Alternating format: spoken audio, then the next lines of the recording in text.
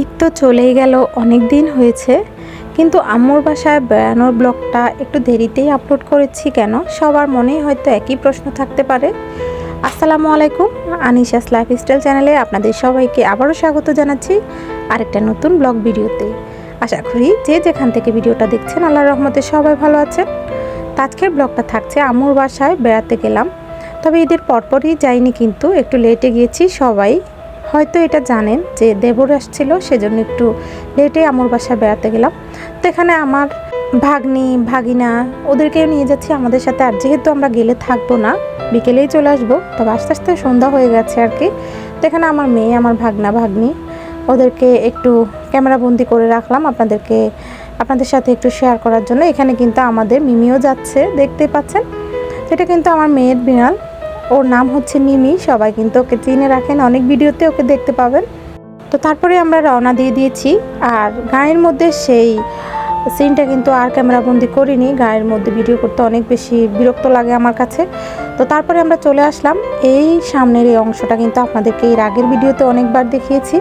বাইরের গেটটাও দেখিয়েছি, সামনে অনেক সুন্দর করে ফুলের বাগান করে রেখেছে, দেখতে পাচ্ছেন।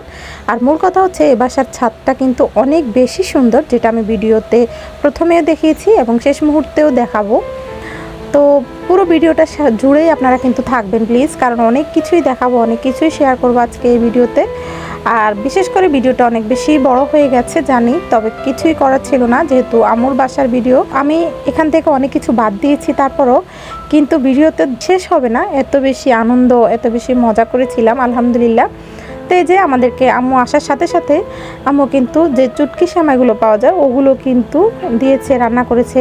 তারপরে আইসক্রিম দিল, তারপরে মালটা, আপেল, আরও অনেক কিছু দিয়েছে। ওগুলো কিন্তু মাঝে মাঝে খেয়েছি, সেজন্য ভিডিও ক্লিপ করে রাখতে পারিনি। আর মূল কথা হচ্ছে এই চুটকি সেমাইগুলো কিন্তু আমার নিজের হাতে বানানো। তা আমরা যখন ছোট ছিলাম তখন আমার ভাইয়ের কিন্তু খুবই পছন্দের এই চুটকি সেমাইগুলো। মানে প্রত্যেক ঈদে কিন্তু আম্মু এটা রান্না করতো, মানে সেমাই তো থাকতোই, পাশাপাশি এটাও রাখতো, কারণ আমার ভাইয়ের খুবই বেশি পছন্দের ছিল এই চুটকি সেমাইগুলো। তো আজকে ভাইকে অনেক মিস করেছি যখন আম্মুর বাসায় গিয়েছি, কারণ ভাই তো আলহামদুলিল্লাহ সৌদিতে আছে। তো সবাই ওর জন্য একটু দোয়া করবেন। তো আমরা কিন্তু ভাই বোন আম্মু সবাই মিলে ভিডিও কলে ভাইয়ের সাথে কথা বলেছি। ওখানে গেলেই কিন্তু ভাইয়ের সাথে বেশি কথা বলা হয়, বাসায় কমই বলি, তারপরে অতটা মজা পাই না, কারণ আম্মু বোন থাকে না।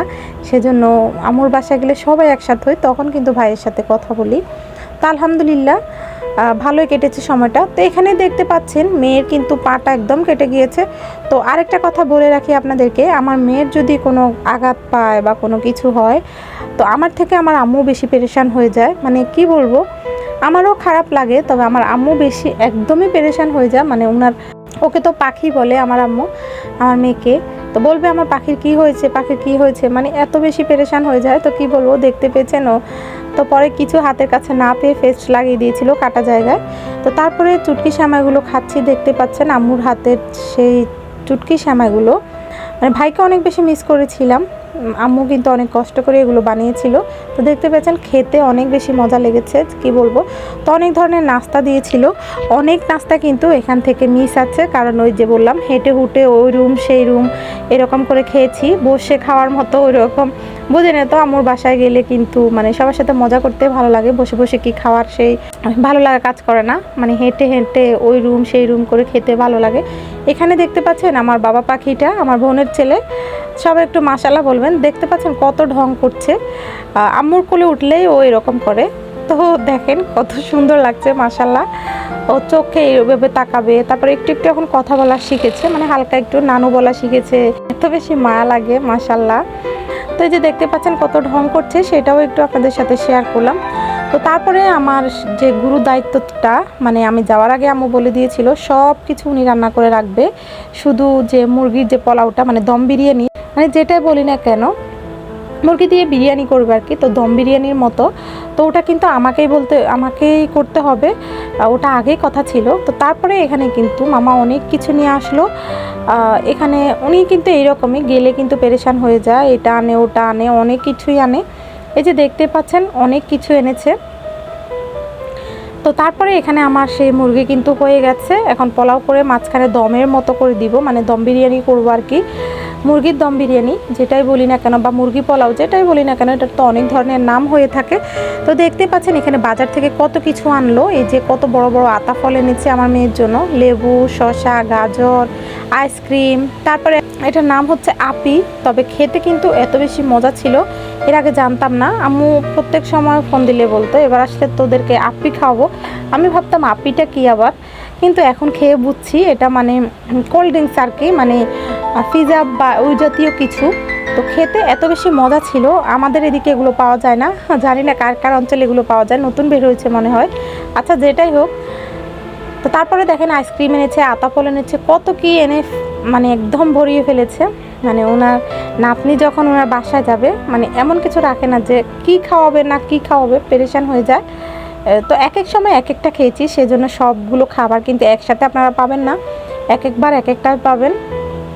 আর ওই যে বললাম এই রুম থেকে ওই রুমে হেঁটে হেঁটে খেয়েছি, ওই রুম থেকে ওই রুমে গিয়ে খেয়েছি, এরকম অবস্থা আর কি। মানে আম্মু কোনটার পর কোনটা খাওয়াবে মানে ওটার কোনো হুঁশই থাকে না। আম্মুর অনেক কিছু বের করে দেয়, ফ্রিজ থেকে আইসক্রিম বের করে দিয়েছিল, তারপরও দেখেন আবারও বাজার থেকে আইসক্রিম আনিয়েছে।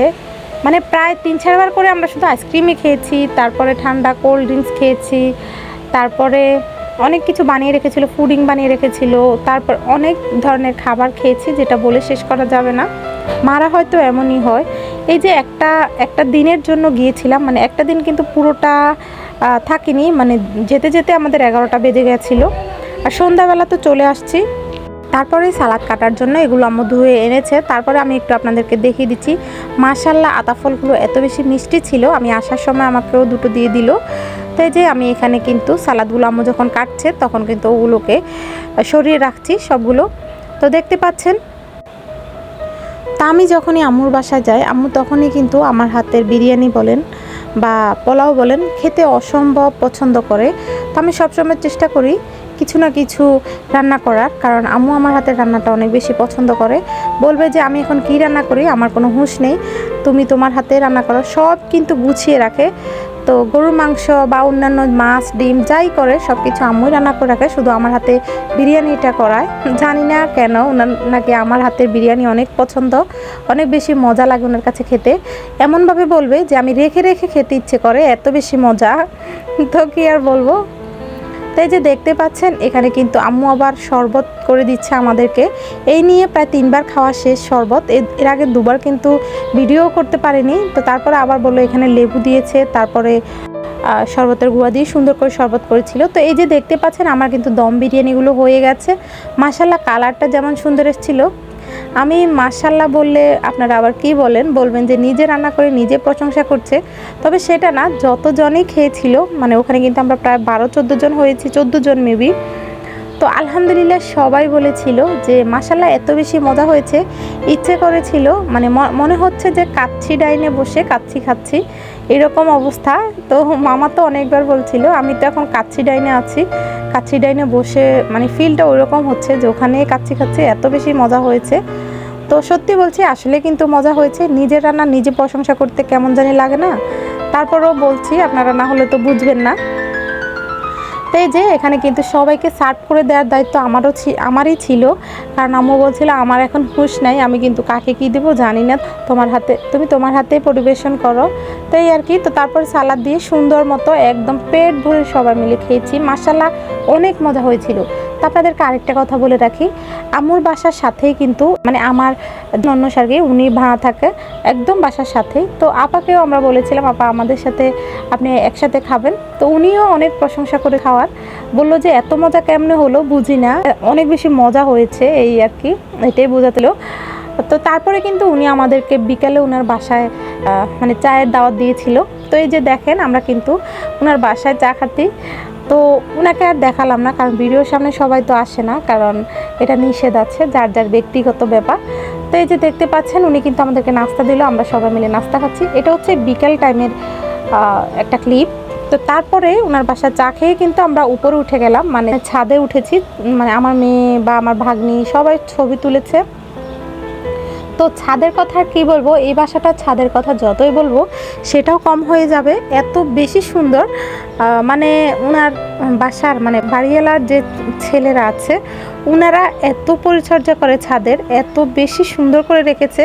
এই যে দেখতে পাচ্ছেন কত গাছ, কত ফুল গাছ, ফল গাছ, কত সুন্দর করে ছাদটাকে সুন্দর করে গুছিয়ে রেখেছে। তা আমি তো পুরোটা দেখাতে পারলাম না, ভিডিওটা অনেক লং হয়ে যায়, তারপরেও কিছু কিছু ক্লিপ আপনাদের সাথে শেয়ার করেছি।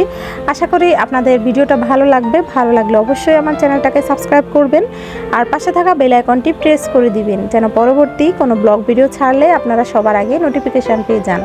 আর অবশ্যই ভিডিও দেখা মাত্র একটা লাইক দিবেন এবং কমেন্টে জানিয়ে যাবেন আপনাদের কাছে কেমন লাগে ভিডিওটা। আজকের ভিডিওটা এ পর্যন্তই। আর আম্মুর বাসায় কি কি রান্না করলাম সেই রান্নার ভিডিওটা আমার কিচেন চ্যানেল আনিশাস কিচেনে পেয়ে যাবেন। তো সবাই প্লিজ অবশ্যই ভিডিওগুলো দেখে আসবেন, কীভাবে আমি দম বিরিয়ানিগুলো করেছি, কিভাবে রান্না করলাম। তো আজকের মতো এই পর্যন্ত, সবাই ভালো থাকবেন, সুস্থ থাকবেন। আল্লাহ হাফেজ, আসসালামু আলাইকুম।